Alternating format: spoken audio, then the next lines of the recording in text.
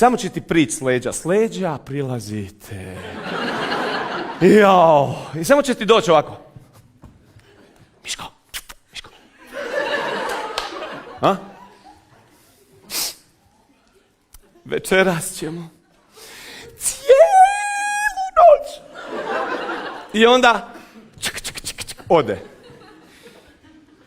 I to mi je nevjerojatno da vi žene našu mušku facu na tu informaciju koja je nešto otprilike ovo.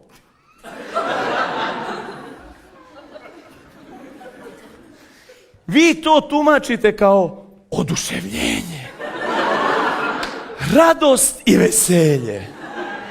Ne.